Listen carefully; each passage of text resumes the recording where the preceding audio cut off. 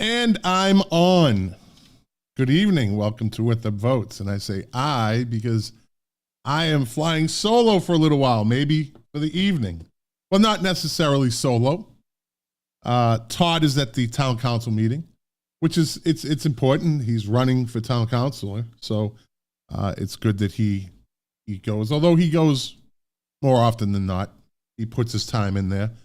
But without Todd, I have a special guest on the show tonight on the live stream. She was the veteran service officer with Winthrop, Rose Mazzucchelli. Let me bring her on now. Hey, Good Scott. evening. How are you?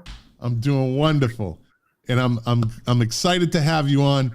I'm passionate about helping veterans. Me too. Yeah, as I could tell. Thanks for having me. Yes, absolutely. I'm a 10-year veteran of the United States Air Force. I was stationed overseas for a couple of years in the Philippines, and then I bounced around the United States. I was security police, which is now security forces, military working dog handler. So I had a lot of experience with narcotics and explosive detected dogs, and so it was kind of an exciting job. It's a fun job. Yeah, it absolutely was. And I always say this, and I think every canine officer from local, state, or federal will say that a canine is the best partner you can have because they do what you say and they don't talk back. Yep. They just want to please you. And treats. They want treats. So let's get right into it. You were the veteran service officer for Winthrop for how many years? A little over 9. What got you into it? What got you into the veterans aspect of this? Because of the way I was treated when I came home from a previous VSO. Okay. All right. And what was that? He told me I wasn't a veteran because I was a female and that I didn't serve in Vietnam. Ah, okay. All right. So you decided to, what? Were you the first one to do this in Winthrop? Or was No. It's been, we go back years and years and years. Every city and town in Massachusetts is required to be represented by a veteran service officer. A VSO, yeah. Every city. We're the only state that does that. Excellent. Yeah, I'm in Palm Beach County, and the county. So the county has VSOs, and the state has VSOs. Right. And I suppose, is it like that in Massachusetts? It's kind of the same job, but two different entities. They're run under. There's multiple entities because the VFW, the American Legion, and the DAV all have service officers. Right. As well. But we're the only ones being paid by the state, the Commonwealth, and the city that we work in. Right. So how active was it in Winthrop for the veterans? What's the ratio, the number? Mainly. When I was there, we had about 1,700 veterans on the rolls. So I did so many claims of veterans that were in their late 80s and 90s because they had never applied before. Right. It wasn't a very busy office, and then I took it over and I got extremely busy, which was good because I got to help a lot of people. Yes. I got to help a lot of people. A lot of vets and families. We don't only help the vets, we help the families. That's right. Yes. The families are they're kind of the unspoken ones. Like no one really thinks about the families of veterans, the wives, the children. And husbands. And what they go through. So if there's a veteran who's suffering from PTSD or a traumatic, TBI, right? Yep. The family suffers too. Right. And that's, I would say 99% of the time they suffer in one way or another, whether they suffer from the actions that's being caused by the PTSD or the traumatic brain injury, or watching their mother or father go through what they go through. Right. A lot of, I speak to a lot of people, a lot of family members who say that their father never talked about it. Never talked about it. A lot of the older vets, they didn't really talk about it. The older ones. And then, but when they get around other veterans, it's like all of a sudden they see a different side, which didn't happen too often, but they all say to a person, my God, then all of a sudden they start talking and I start hearing these stories and like my father or my mother did that. Like, wow, like it's a really amazing thing. And so you have, so I was talking about this today. I attended a Mission United. I don't know if you have Mission United in Massachusetts. So it's under the United Way. And what I'm on the board of directors, and I also serve, and I am on the side of being helped with the foundation in Delray Beach, Florida, called the Herd Foundation. And it's veterans working with horses. It's all groundwork with the horses, equine therapy, equine learning, you know, however equine assisted learning, equine assisted therapy. And I was introduced to it like 8 months ago.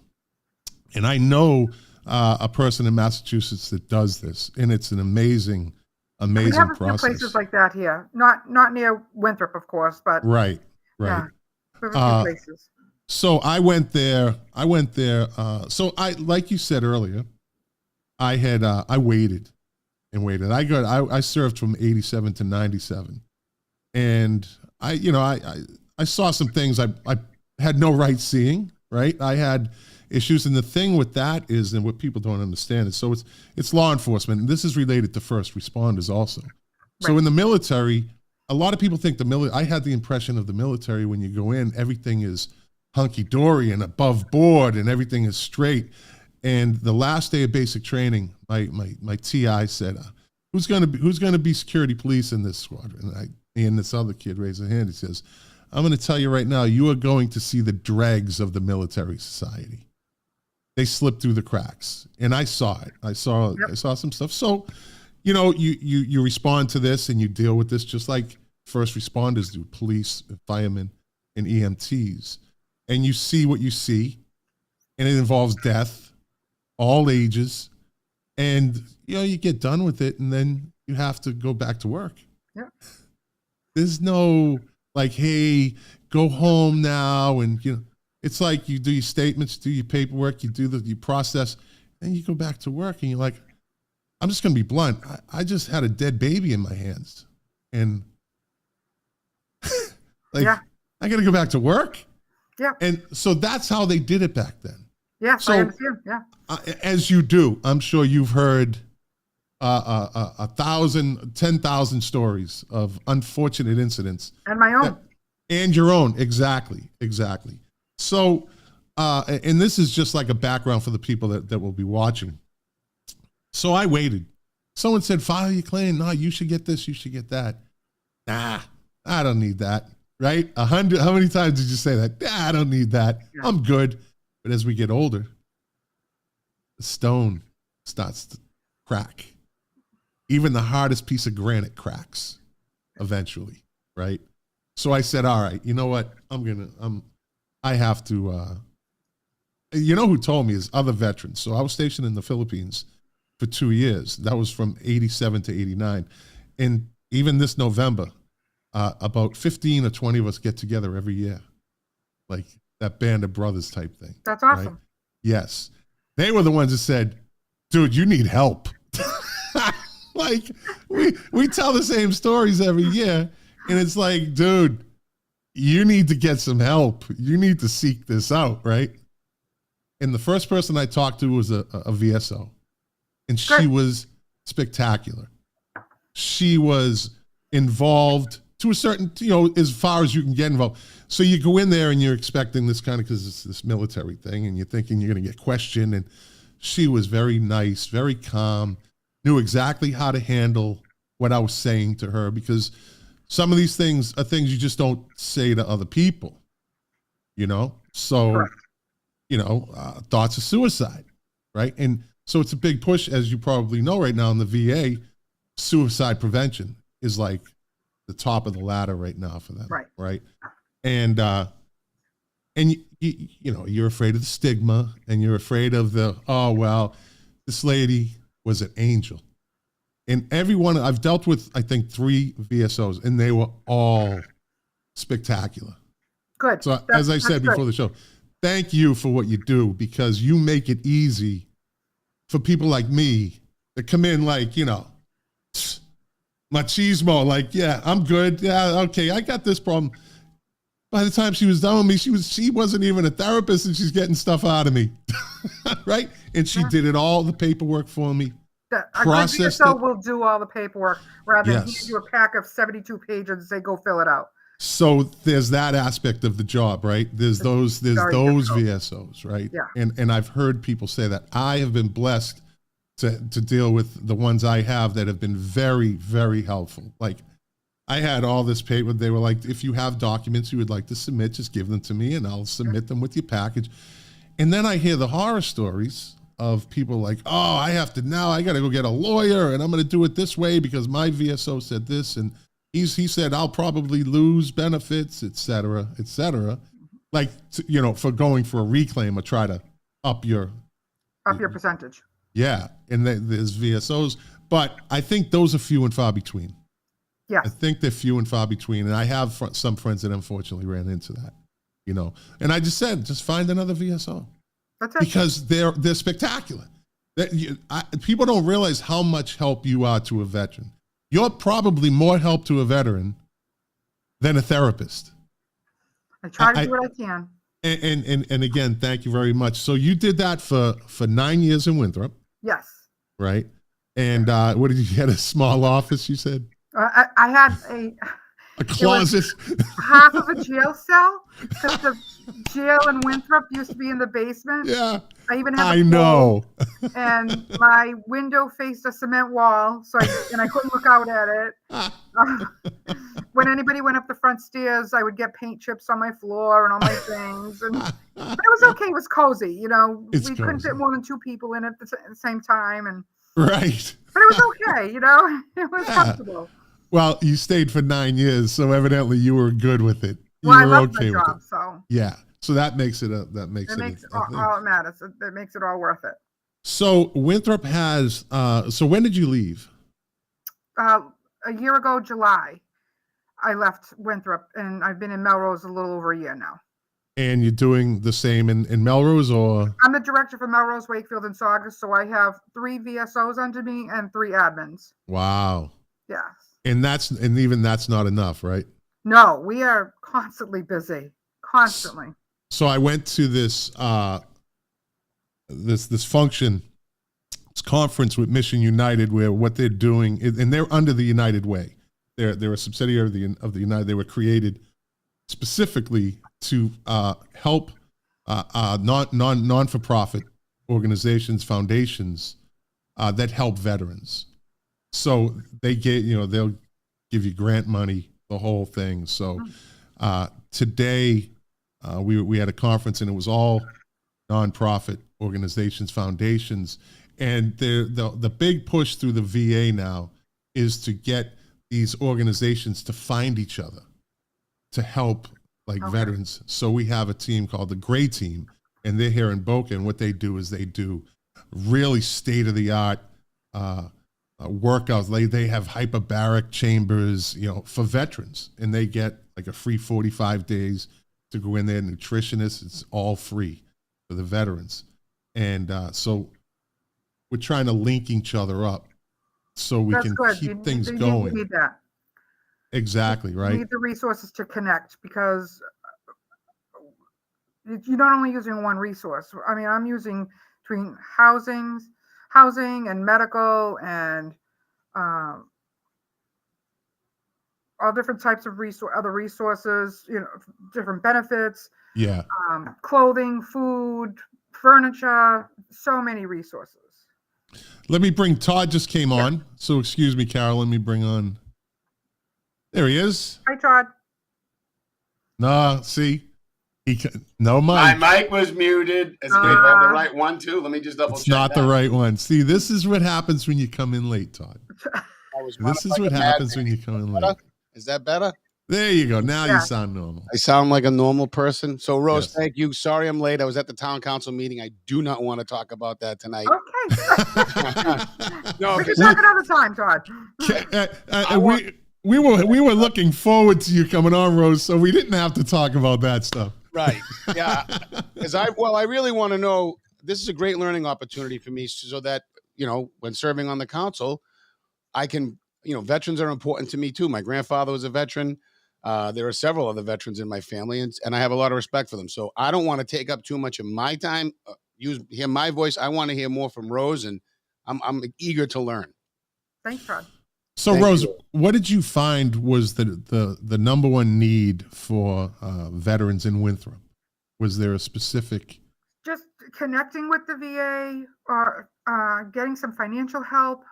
Right. We in Massachusetts, it's the only state that does this. No other state does this. We have what's called the Chapter 115 program, which is a stipend basically for low-income veterans or their families, surviving families. And if they meet a certain financial threshold, they're authorized to get this monthly stipend. And we also cover medical costs if they don't go to the VA, especially for the widows because they don't go to the VA. So we cover their medical costs. Community care, right? Under community care Yes. program. Yeah. And so we cover that. We cover fuel. We cover our heating and other bills if necessary. Home repair. There's a lot to it. So the financial need, and with a lot of the Winthrop vets, is just getting medical assistance. Right. Just navigating that and how they get that. And we had a lot of, we started a food bank when I first came on, probably 6 months into when I came on, and it was a very busy food bank. We had over 80 families involved in it. Wow. And you wouldn't think that coming from little old Winthrop, but we did. And then any food that was left over, we ministered with a couple of other veterans who went and fed the homeless in Boston. Right. So anything that we had left over went there. So no food ever went to waste at our food bank.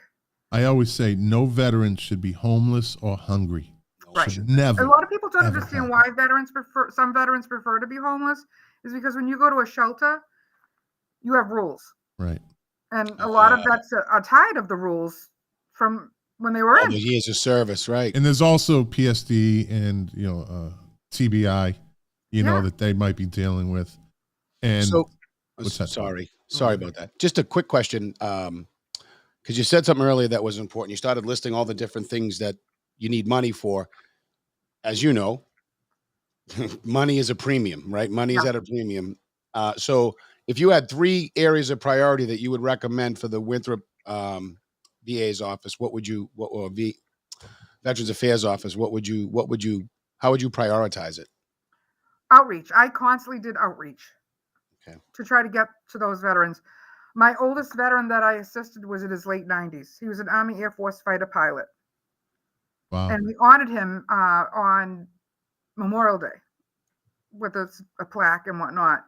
And I was able to get him his 100%. And a younger brother was like 2 years younger than him. We got him help as well. So the outreach is important, because if they don't know that you exist, how are they going to get some assistance? Do you think we're any idea how many veterans we're unable to get to? The ones that don't come forward, obviously. Yep. The ones who are good, they don't, like you said, they don't need help.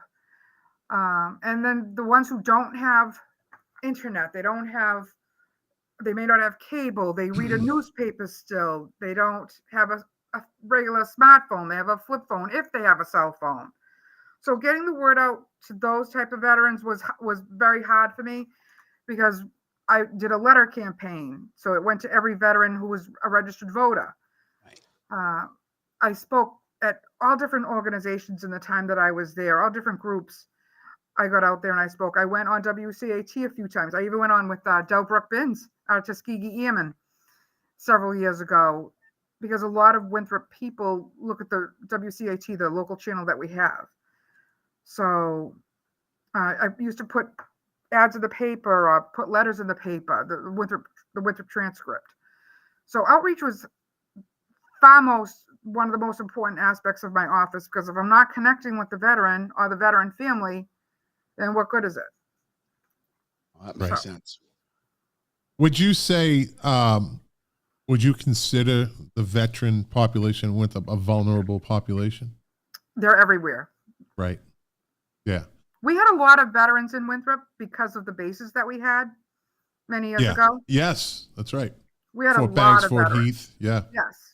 And we were lucky. We had, before COVID, I did a count, and these are registered voters only, 54 World War II veterans before COVID. Wow. Alive. And then after COVID, it was in the 30s. Wow. So I don't know how many are there now. Phil would have to pull the voter registration list and count. So. Do we get to, just curious, obviously I want to learn as much as I can about Veterans Affairs, but I've learned a fair amount about Scott's background in the military, Rose, but I mean, are you comfortable sharing some of your stories, some of your best favorites at some point too, by the way? We can still talk about Veterans Affairs. I just want to know where we can take this conversation tonight. Oh, yeah. I went in at 18 because my father was from Italy and he had a planned marriage for me. And I said, that's not happening. I was first generation born here. And so I said, I know what I'm going to do. I'm going to join the Army. And at 18 in March, I joined the Army. I was still at Revere High. And I came home and told them, and it didn't go too well. It didn't go well at all because Italian girls do not join the military. And that summer, I still went to Italy because my grandparents gave me the trip. And he took away my ticket and my passport, and he told me I was not going home. Oh. And my grandfather, who was in the Italian Army, and he happened to be a prisoner of war in the Italian Army, convinced my father to let me come home. So that was nice. Then I went into the MP Corps. I went to Germany. I left Germany. I returned back to the States. And then I decided to join the reserves as an MP. And then in 70, I went in 1979. So in 84, a directive came down, no more females in combat MP units. So there were only 2 of us in the unit. And my commander said, all right, you ladies have a couple choices. You could go officer, or you could go CID, Army Investigations. And I said, we could get out because we both did our time. And he said, no, I didn't give you that option. I said, no, we can get out. He said, no, you can't. So I decided to go CID because I liked the investigative aspect because I was doing private investigations anyway. So it's a rare occasion you get an option in the military. Yes, very rare. It's a rare occasion.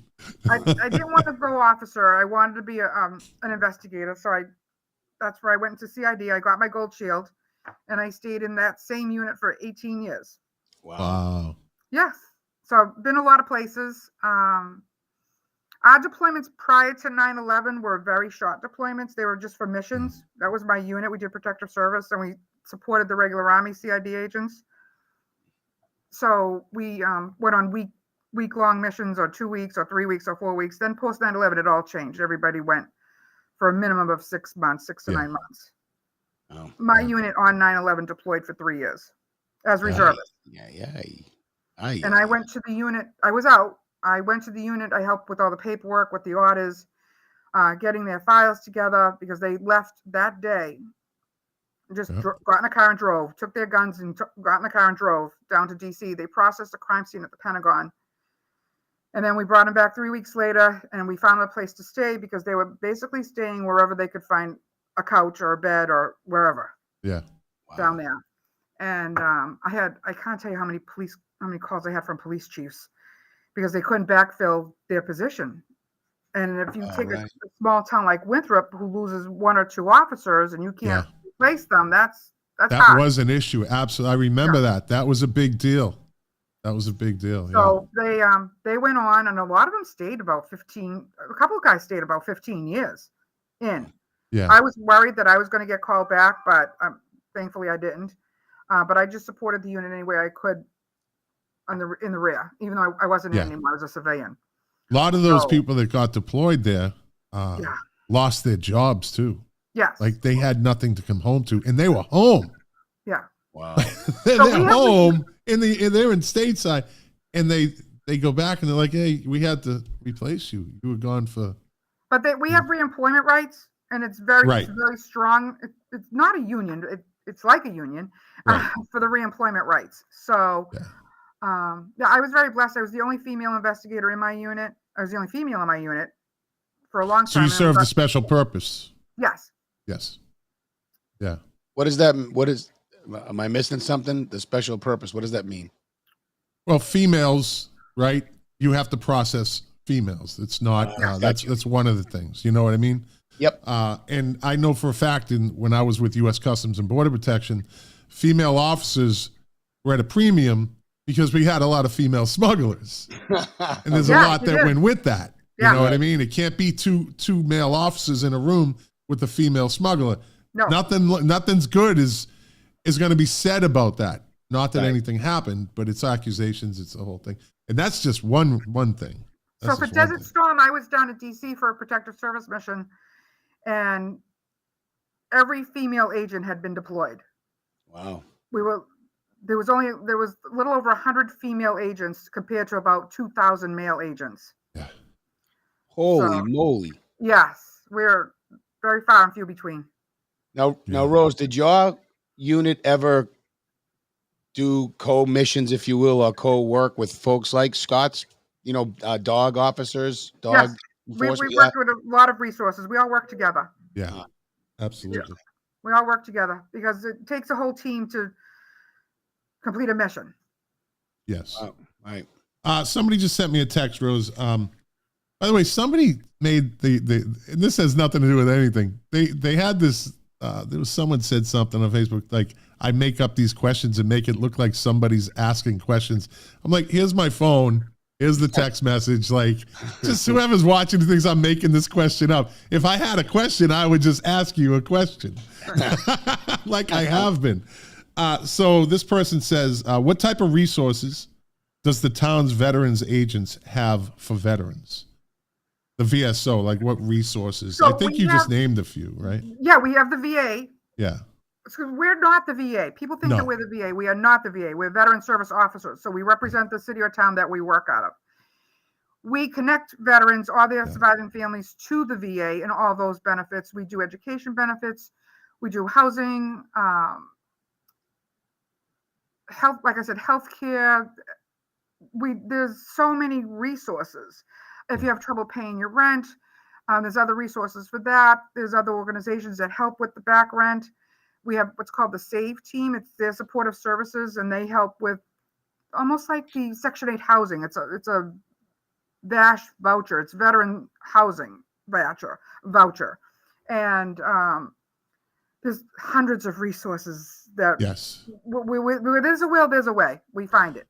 And there's a lot of resources that people don't know about it. And that's one of the major importance of the job that you do is you introduce people like me to the resources right. that I didn't know existed. You connect us to them. Exactly. Right. Or you show us the way. You do the paperwork to get to get benefits or to get a rating or however we want to do it. So I like to make a little joke with my veterans.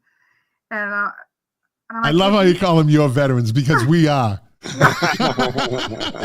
that point, we are your veterans. Yeah. So I tell my vets, when you're going to die from your service-connected disability. Yeah. Don't get hit by a bus. Exactly. And they're like, okay, Ro, I'll try to remember that. I have no idea what that is, but it's still funny. Well, so, do you want to explain it, Rose, or do you want me to? I mean, so we connect veterans. Well, the VA connects a veteran. So if you break a leg in the military and you walk with a permanent limp, then the VA will give you money to compensate you for that broken leg, for that limp. Depending on what it is. Our hearing loss. Tinnitus is the most common one. That's the reason. I have it. Yeah. We all have it. There's no way he got it in the service of his head being banged around when he was in high school. No, you can't prove that. No, can't prove that. It comes a lot from shooting without hearing protection or being on the flight line. You're in the Air Force, right, Scott? Yep. So there's two aspects to what I did. So you have the flight line, right? And you can't really wear the headphones because I'm security police. I have to hear my radio. Right. Even though that F4, which is the loudest jet ever made, in the Philippines, we're like 100 yards, 50 yards, 20 yards from it taking off. But also as a military working dog handler, we have kennels, and these kennels could have 30 dogs in them. And it's an echo chamber inside. They're not outdoor kennels.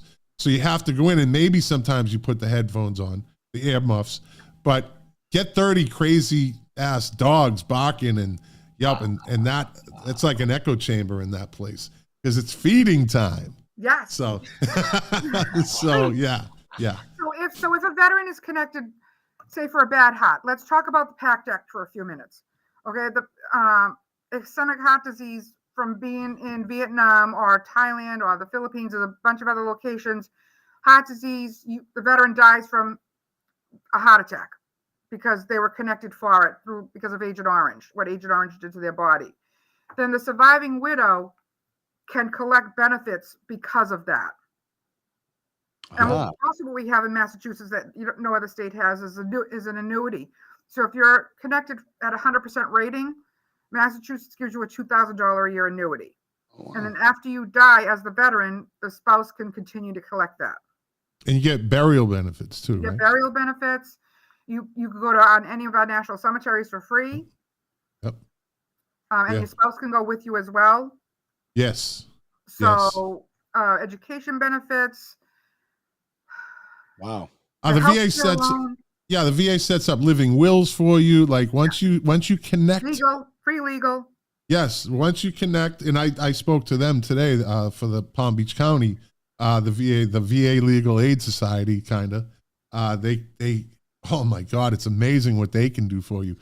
But all of these connections start with Rose. With someone like Rose, they start with Rose, absolutely. Like everything starts with her, and it's nothing more valuable to a veteran than a good VSO. It really is heartbreaking when I talk to a friend and he's like, this guy talked me out of, trying to up my rating because I'm getting worse at I'm feeling worse, or my tinnitus is louder, or my headaches are banging. In a VSO, like, again, it's just like anything. We'll say, well, you might not want to do that because they might take money away from you. Right. So they're peppered in every once in a while. But I'm telling you, 99% of the people I talk to they love their VSO. Good. They love them. I don't know how it is in Florida, Scott, but Massachusetts public housing, veterans, it was originally veteran housing first. And then it opened up to public housing. And veterans have top priority to get into any housing unit in Massachusetts. That's great. Yeah, that's great. There's so there was a lady today at the conference from the Salvation Army, and they have a veterans center, like for homeless veterans. Okay. And they have what else do they have? I got just an overload of information today. It's today and tomorrow. So tomorrow I'm going to settle everything and sort everything out because there's so many resources. But yes, housing is a big deal. It's a big deal. So veterans jumped the list. Yeah. In fact, I had a woman who was not so nice to me. When you have those, there are veterans that aren't good veterans either. Well, no, this was a civilian. She was not a veteran. Okay. And she came in my office, my little tiny office, and pointed her finger at me and started yelling at me and said that it was my fault that a veteran, she moved down on the list because of one of my veterans got into housing. Yeah. So it's your fault. And I said, so that veteran who gave you the right to say that to me? And she got mad and she walked out. So I found this out recently, speaking to a woman, a female veteran, a couple of weeks, probably about a month ago, and she's with an organization down here in South Florida that represents, it's a nonprofit that represents women veterans, right? And she told me that the fastest growing percentage of homeless people in the United States is female veterans. We're the fastest growing demographic all around the board. Yes. Yes. There are more women veterans. There are more women serving in the military than ever before. Yes. In jobs that they could never do before. So there were only 128 jobs available to me when I enlisted. Yeah. And Yeah, now virtually every job is open to females. Yeah. And to think, so everybody puts the, in their mind, they instantly put homeless veteran as a man. Right. Because that was the largest demographic, right? But to find out there's something that's just unsettling. It's almost, okay, it's almost, I hate to say it, but I guess it is what it is. So people get, in a certain way, desensitized to male veterans being homeless. It's not nice, but you just kind of connect that and you're like, wow, that's unfortunate. But when you hear a woman, I know personally that breaks my heart, because I think of my mother, you know what I mean? Or I think of my daughter, that could be them. And that is even more probably depressing, is a female veteran with children. Yes, not homeless. Enough family housing units. Not enough. Because the divorce rate is 60% now. So you figure part of that 60% is veterans. It's female veterans with kids who are left, high and dry. And now they have to seek out. And that makes it even more. And that is an absolute vulnerable population. I mean, that gets as hard as it gets, I think. And then there's a percentage of them that suffer from PTSD and, and maybe TBI and whatever. Sexual trauma. And so that's a big deal too now that, it always has been, but it's starting to come to the surface. Yes. Is, sexual harassment, sexual trauma on females in the military. And we talked about that today. That was one of the organizations. And they absolutely jump to the top. Yes. They go right to the top. In those situations, that's handled immediately. I don't know how they handled it 20 years ago, 25 years ago. I don't think it was handled well. I don't think it was handled the way it should be, probably. Right. And of course, yep. But I think now there's an awakening in that. And it's unfortunate, but at least there's help there now. They're getting the attention that they deserve. They're getting the attention that they deserve. We all deserve attention, but that just, to me personally, is heartbreaking. I heard a story about a lady with 5 kids, a female veteran, and they drove to the VA hospital and parked in a parking lot. And the VSO heard about them, went to see them. It was a Friday afternoon, right before the 4th of July. This story was unbelievable. And she said, and I'm going to make a long story short, she found them. They were parked outside a building. She said, stay here, I'll be right back. Try to make phone calls on a Friday afternoon to try to get somebody help, especially before a holiday, right? She dug somebody up and she got them a hotel for a week or something. Yep. And, she brought them groceries. And then, but what she said was, and this is, again, VSOs are amazing. She said, she's at church on Sunday morning, and this happened on Friday. And she said, this isn't over. I can't just say, oh, I brought them groceries. Look at me. Right. So she kept going with it. She kept and eventually got them put in a great spot. She never gave up on them. We're not supposed to. We don't. You're not supposed to. Exactly. And we don't. And that's what makes you guys so special, because other people say without not of your and I's ilk, right? And veterans, or in the world of veterans, they might think, oh, well, that's all I can do. The VSOs don't have that in them. No, there's always more. There's always more. You're like, I have all these resources. Somebody has to be here to help these people. And that's the beauty, one of the other beauties of what you do. Yeah. What did you say? No, and that's thank God for that. So Carol says, are there separate support for women veterans? Yes. The VA has done an outstanding job increasing their healthcare centers for women veterans. Before, we're all lumped together, and we have different needs. A veteran is a veteran, whether a male or a female. But when it comes to healthcare, we have different needs, and the VA has some state-of-the-art equipment and facilities now for female veterans. That's great. So, it's about time. It's about time. Yes. Yes. Yeah, very different medical care needs for sure. Yes. Yeah. We have there's fertility now where there wasn't before. All different options. As if you were going to your own civilian doctors, it's the same options as in the VA. Right. Same options. Somebody said, in your opinion, how can the town of Winthrop support its veterans VSOs So better? Winthrop still has the food bank, and I started that when I first came aboard. And Blackstrap Barbecue, they were the ones that first started the Isle of Winthrop Festival, and my food bank got about $8,000 in donations. Wow. So for every for Thanksgiving, Christmas, and Easter, I would give out between $25 and $100 gift card. I would get turkeys for Thanksgiving or hams. Easter, I would get the same. The school supported us with donating pies to veterans, which was amazing for Thanksgiving. So, and the food bank is still thriving.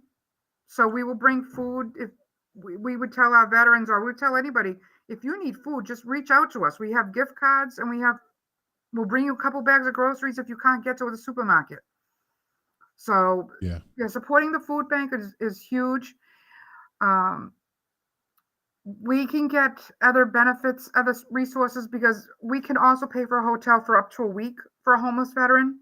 And if we need more, we just have to go back and beg our authorizers to give us more. What about assistance with like oil or in the wintertime? Heating. So we have that, and we have the resources like we have Winthrop has CAPIC, which is a subsidy program for heat. Plus, as a VSO, you're authorized to give an additional $500 a year, especially for heat. Wow. Which goes a long way. Yes. Which goes a long way. Yeah. If you know a veteran who uses oil heat, for instance, and you know their oil company, pay for 25 gallons, 50 gallons. Oh, absolutely. Yeah. Yeah. So now that you're on kind of you're watching your VSOs, right? Yes. Yeah. You have 3. You said under I have 3. You have 3. How is it from that level? Like I'm very blessed. They are amazing.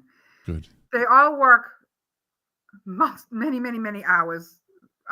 They're part-time. They're only 18 hours, but very rarely are they there under 25, 30 hours, sometimes 40 hours. I was going to say, yeah, that's I'll be at 60 usually. So yeah. I go in on the weekends. I'm there at night.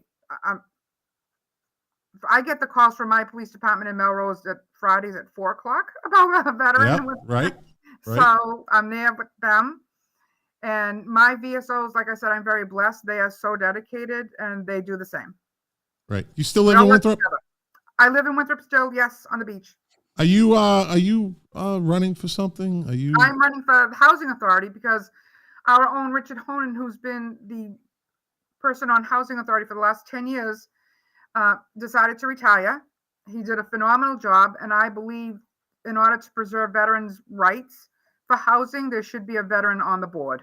Yes, absolutely. You're like amazing. We'll go that far. I like to keep busy. So. I'm going that far, Rose. I'm going that far. A lot of energy she has. A lot of energy. Yeah. Yeah, but a big heart, a lot of giving, a lot of passion. I mean, and compassion. I mean, it's amazing. That's how I was raised, Scott. And you were raised well. Absolutely. And I'm sorry, Rose, I missed you that day down at the farmer's market. I wanted to sign your papers. Thank you. I appreciate that. I got my signatures in, so we're good. We're certified. Yeah, we're good. Well, excellent. You have my support. Thank you. Somebody else said, well, I just got a couple of things. Anything to talk, if there's veterans that are going to watch this or watching now? So connect with your VSO. I had to figure it out on my own, how to connect with services when I came home, and no veteran should feel that way. No veteran should feel that way. Yeah, that's a good point right there. And connect with your veteran service officer. If you can't connect with the veteran service officer, connect with the state's program. So we used to be the Mass Department of Veteran Services, but now we've got changed. We're our own executive office now. So it's Executive Office of Veteran Services. So, and they're on Washington Street in Boston. Find out who your VSO is through them. If you don't know, call your local city hall or town hall and find out, hey, who is your veteran service officer? So any town or city that has a population of 12,000 people or more has to have a full-time agent. Okay. But yes. It's required by statute. Yes. Yeah. A lot of cities and towns try to get away with that. But hopefully with the Department of Veteran Services or Executive Office of Veteran Services is clamping down on that more. Yeah. And we have a lot to do with compliance issues. So we have a very active association. I'm part of the Mass Veteran Service Officers Association. Of course you are. He beat me to it. Just one more thing on the list, Rose. I'm a prior president. So we do a lot with compliance and outreach and trying to approve benefits for veterans. So right now we get if you're 10 to 90% service connected for a disability in Massachusetts, you get $400 off your property tax. If you're 100% service connected, you get $1,000 off your property tax. We're trying to up that. That hasn't been upped in 40 years. So Florida is, if you're 100%, you don't pay property tax. In all counties? Yes, in the state of good. Florida. Yeah, yeah. But I'm 90%. I don't even get the discount. You know, It's like all or nothing. All or nothing. So there's that part of it. You know what I mean? Different counties up here have different ratings. Right. So I have my nephew and my niece live in Londonderry, and any veteran who lives in that community gets an automatic $500 off their property tax, whether you're service connected or not. Yeah. Yeah. So it just depends on the county. Massachusetts keeps it across the board the same. So we're trying to up that. We're also trying to up that $2,000 a year annuity. Very good. And what's the process? Like, how is that? How do you do that? Yeah. Yeah. What's the process on your side to get that done? Doors down on our legislators. It always goes back to them, doesn't it? Always goes back to them. Always goes back to them. We start on Court Road. Hey, so we're always going. We're always asking. We're always approaching them. We have a lot of legislators actually that are veterans in Massachusetts. So that helps. That helps quite a bit. I deal a lot with Congresswoman Clark's office, and she's phenomenal for our vets. I work with her aide, Lewis, and my difficult cases I bring to him to try to get a congressional letter on top of the claim. Oh, wow. And it kind of moves faster. So the thing about veterans in politics is veterans are, and they always should be, apolitical. Yes. Doesn't matter. It should never be used as a tool, as a prop, and there's been politicians that have talked, but it should never be used as, and I say this about Todd's campaign, trees and veterans are apolitical. Like just help them both. You know what I mean? Everybody should love them. Oh, well, that's not the case, but yeah, it's always it should be apolitical across the board. Veterans should be represented by everybody. Does Winthrop need more than one VSO? Is one enough? That's a good question right there. I could have used help when I was a VSO. I was busy. I remember you being busy all the time too, Rose. During COVID, it was me and the janitor in the building by ourselves. Wow. Yeah, because nobody else. He shut down the building. The town shut down the building, and he said, "What are you doing?" I said, "I'm working. I'm doing what you pay me to do." Yeah. And I would see veterans. I would bring them in because my office was right near a door. Yeah. So I would bring them in by the side door. Then Billy Carroll was my janitor, and he still is there. And he would clean up. He would sanitize after they left. In between, and I would go to people's houses, veterans' houses, who didn't want to leave their house because of COVID. Yep. And the town manager at the time would say, they could do it online. I'm like, no, they cannot. No. He didn't get that. No. That's someone that doesn't understand. Some of these claims are 3 or 4 inches thick. Yes. Yeah. And the basic claim is 52 pages for the basic claim. Yeah. Then you want to throw in spousal benefits and healthcare benefits and education benefits. You're adding more to it. And then the surviving widows claims are even bigger. Yes. It's 18 pages for a widow's claim, just for the basic claim. Oh my Not God. to include everything else that you have to put on it. And town managers just don't seem to get that, or mayors don't seem to get that. How is your connection with other towns, other VSOs in other towns? Is that We all talk. you all talk? Yes, we all work together. That's awesome. That's awesome. Yeah. Because again, it's apolitical. It's across the board. If I can help a veteran in Wakefield and I'm in Winthrop, or if I'm in Gloucester, then I should be able to reach out to somebody out there and say, hey, my brother's friend lives out there and he's a veteran and he needs help. I still have veterans that call me from Winthrop. I'm not going to lie. And I don't say no. Because you're their angel. I was just going to say, yeah, you're the guardian angel. We don't forget. So everywhere I go, usually one of my best friends travels with me. Everywhere I go, I'll say something about being a veteran, because I always ask my veteran discount, right? Yes. And they would say, I'm a veteran. I'm like, oh, are you getting benefits? And then my friend just throws up her hand and walks away from me. She goes, here we go. There we go. See, that's the rare job where you actually go looking for customers. Yeah. Like you instead of like, I'm way too busy, I'm off duty, I don't need it. No, I want more. Bring them more. Bring them all. Bring them all. I have a couple of veterans that I've helped down in North Carolina and South Carolina. I helped a veteran who rented me a car when I was in Florida last year. Wow. So he sent me his claim and I took care of it for him. That's amazing. Yeah. You just have to, because not a lot of people will go for the extra help, because they're like, the hardest thing that the older veterans don't just have a hard time getting is they think that they're going to take it away from somebody else who needs it more. No, you have your own pot at the VA. And the VA is counting on you not to take that pot, dip into that pot. Everybody has their own. Nobody's going to take it away from anybody else. Right. So exactly. That's the key for veterans, and that's what I try to push. I just got a text. Somebody said they're going to vote for you. Oh, thank you. See how that starts already? She's got my vote. That. So how can let's get back to your campaign, because that's very important to veterans also, with your input on the housing authority. How can somebody if needed for your campaign? Donations, signs. Nope, we're not taking any money from anybody. Just get out there and put the word out there to vote for me. Put the word out there.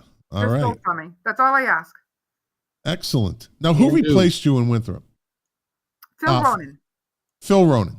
He's a veteran. You have to be a veteran. That's one thing about us in Massachusetts. You have to be a veteran to be a veteran service officer. Yes, because you have to relate. Right. You have to be able to relate. It's like, as I say, I'm a recovering alcoholic, and I always say, and that's the thing, is only another alcoholic understands. Can understand you. Exactly. Only another veteran understands, what you went through. Exactly. Yeah.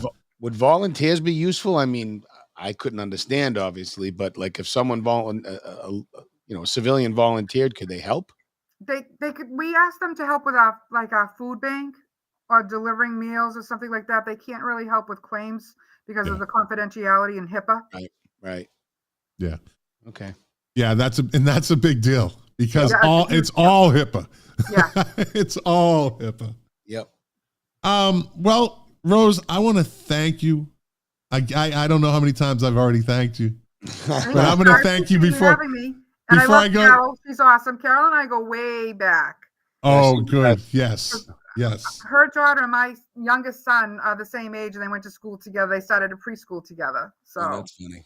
Well, I'm glad that she brought you on. We might have you on again, I think. Yeah. Thanks, you were a great guest. No, absolute wealth of information, and I'm sure there's more there that you can contribute. Let me see. We'll do Hollywood. You just got another vote.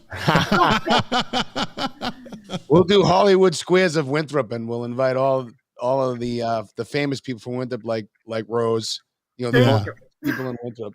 I just want everybody to know about the PACT Act, the recent legislation. And it's really extensive now because it addresses the burn pits, addresses Yes. the countries for Agent Orange, Gagetown, Canada for the Reservists and National Guard members who went there.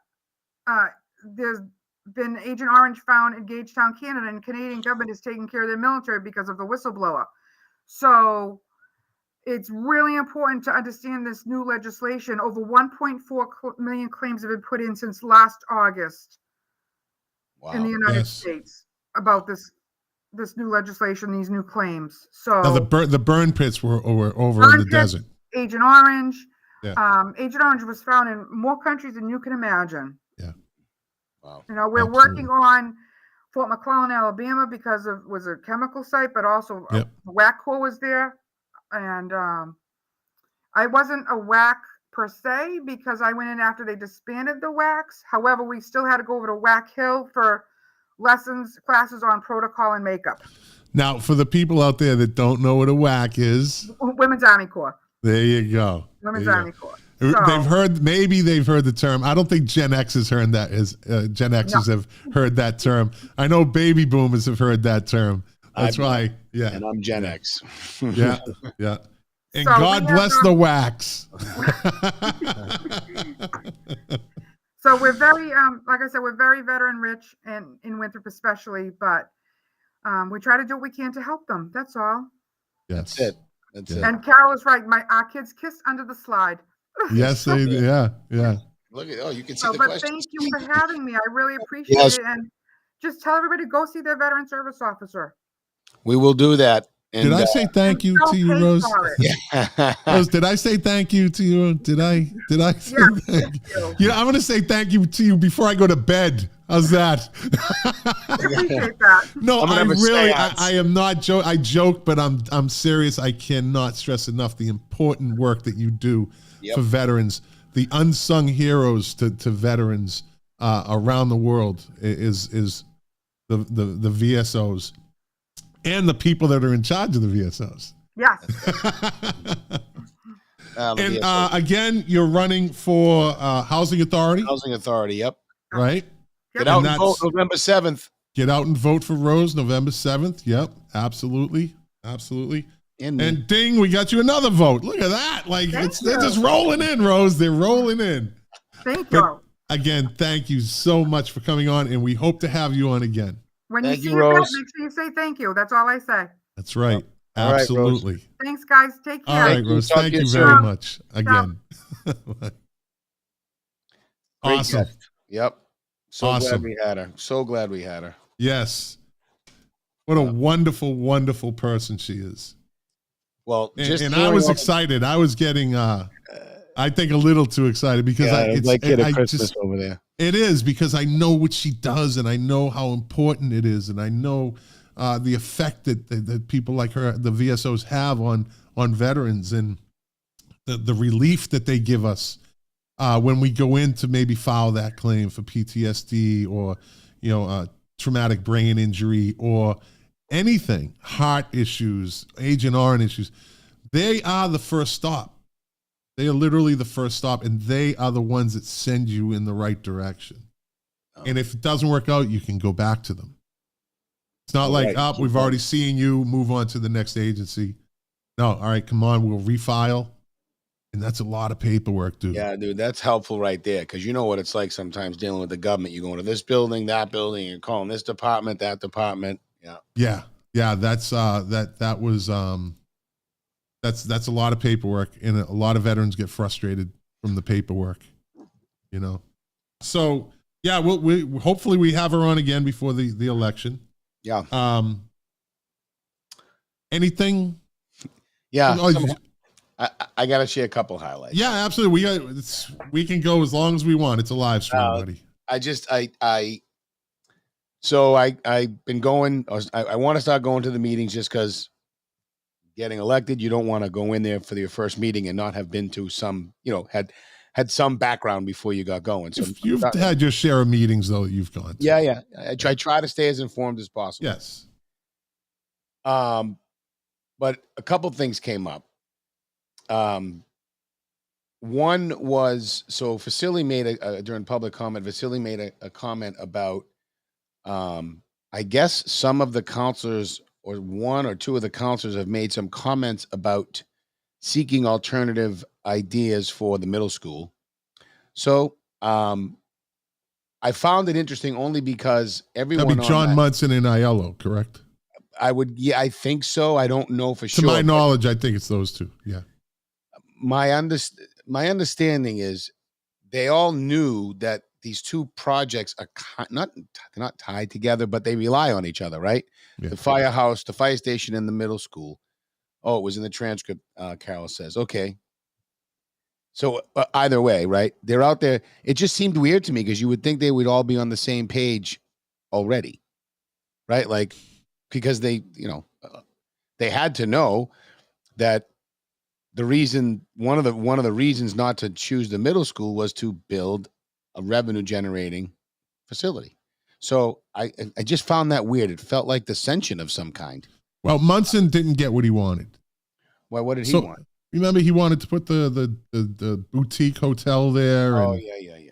He didn't get what he wanted. And that's a fact. He had stated that he wanted a boutique hotel. So what is that going to accomplish? Right? It's a revenue generating spot, right? But how much? Yeah, well. But how much? So he didn't get what he wanted. This is just my take on it, but I don't know. I think I'm right. So he's going to oppose any other plans, which is politics. It's politics. I mean, it is politics. It's politics, you know. The only other there was also some talk about Airbnb, and I got a question on my Counselor at Large page. Saw that. Look, I'm comfortable if we have a good policy in place. And I think the one we have is good. It requires the owner to be there, so you can only rent a room.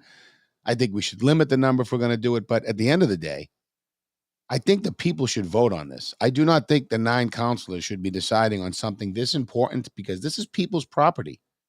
So if 9 people are deciding whether or not we can have a bed and breakfast, I don't know I mean, I get the whole representative democracy thing, but again, when it comes to budget, when it comes to our homes, right? Because there are examples of areas around the country where bed and breakfasts are, and I'll give you that, Lauderdale by the Sea, certain sections of that area now are, they're not as nice as they were just a few years ago when we were going down there, because I can testify to that. Right? All Airbnbs in certain sections. So you really have to be careful. If you want a family community, well, Fort Lauderdale by the Sea is not it, right? You know what I mean? It's not anymore. No. If it ever was, but I love it down there. It's fun, but anyway, you get my point. So those are the 2 big things I took away from the meeting tonight.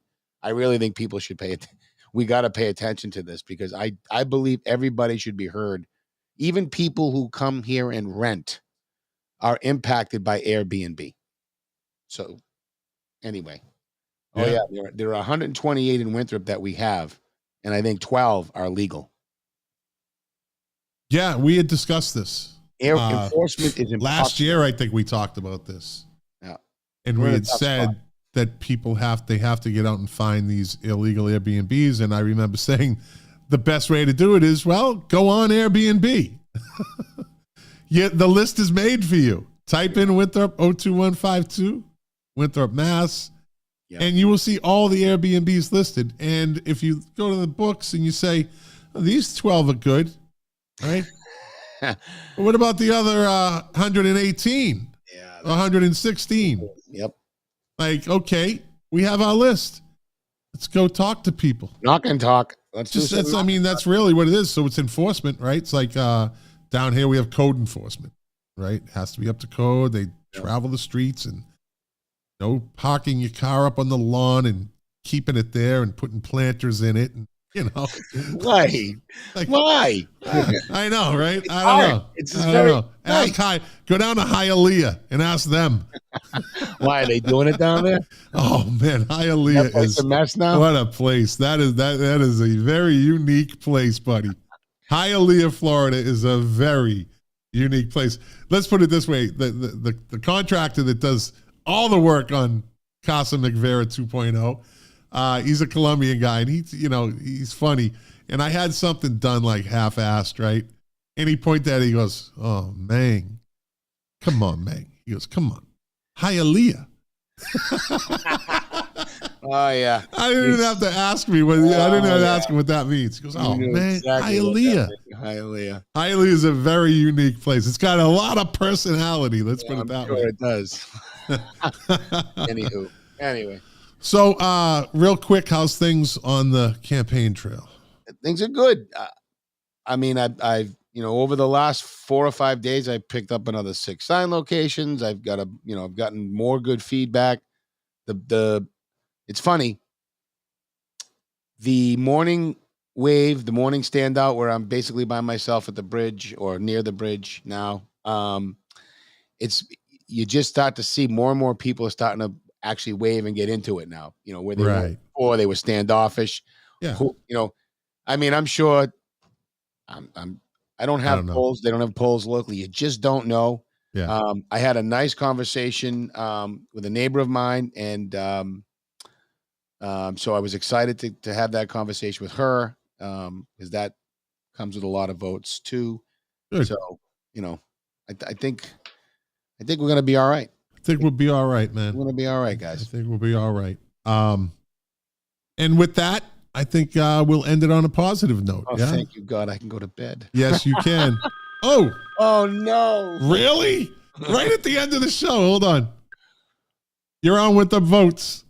There we go. Hold on. Are you there? I need my street paid because I'm tired of it. Well, Todd Sacker will make sure your street gets paved, and if what not, are you doing? I will make he'll bring it to the attention of whoever needs to be brought to attention to, and we'll be sure to get your street. What's the name of the street? What's the name of the street? Chester. I live up at Chester. Okay, yeah, there you go. That's the. Now that's a way to end his name. Ask him his name. I hung up on him. That's a way to end a live stream right there. There you know what street that is. All right, buddy. Thanks again for covering while I was out of it. Meeting. So what do you always say? Yeah. I want to tell you. Look, politics starts. I'm getting there. Politics starts at the local level. I think tonight was yet another good example of it. I think you all need to show up more. So please come. Please go to the meetings. If you liked our show tonight, like we always do say, please share it around. We love the momentum. I do want to share also that we are smashing this time was it 2 years ago, the Lateria election. We are smashing those numbers in terms of people visiting. So I don't know. I'm sure there's a lot of dislikers out there watching, but in any event, please share. Thank you. Keep watching. Have a nice night. Can I run something by you? We haven't had Rob DeMarco on for a while. He's been invited for the record. Let's talk to him this week and get him on next Tuesday night. Let's get him. Rob's on. He's always entertaining. And he's what? I forgot. Get the finger win. Mark Chapdelaine would like to candidate for Precinct 2 next Tuesday. Does that work for us? Yeah, sure. Then we'll bump Rob, who was never booked. Yeah. We'll bump him to the next week. And then Kurt wants to come on too, so we can bring him on the following week. And then Rob gets bumped 3 weeks down the road. Why don't we just have Rob on election night? Actually, maybe Rob should come on. Here's an interesting twist. Rob could come on and be your co-host, so I kind of stay out of it, maybe. Oh my Lord, how's that? How is that chemistry gonna go? We'll talk about that off here. Oh my Lord! And no, you do not get a night off. No, I'm the producer. I say no, you don't get a night off. All right, here we go. So next Tuesday night, Mark Chapdelaine. Yeah, Mark Chapdelaine next Tuesday night, and then the following week, Kurt Millar. Yep. All right, we're loading it up for give everybody all the information they need to vote and vote for Rose. If you vote for anybody, vote for Todd and vote for Rose. For Rose, yep. Yes. And as I always say, thank you for watching. Thank you for listening. If you liked it, share it. If you didn't, which believe it or not, I read someone had written something on Facebook about how they never watched this, but they knew exactly how we interacted. They knew exactly. Like they said, oh, it's garbage, but they knew I get texts on my phone, but they never watched it. So that's why I say, if you like it, share it. If you didn't like it, thanks for watching. And we'll be back next Tuesday night with Mark Chaplain. And before, running for Precinct 2 counselor. Yes, and before I'm sorry. No, Mark listen. Mark just texted me. He wants to invite everybody tomorrow night. Hong Kong Dragon 6 to 8. That's right. Food. That's right. Food in his speech. Hong Kong Dragon. I should fly up just for that. Come on up, dude. You know you got some free miles. I'll be up there next week. You can hold a sign. Yeah. I'll be up there next week. All right, we'll talk about it. All right, buddy. Good night, everybody. Good night, everybody.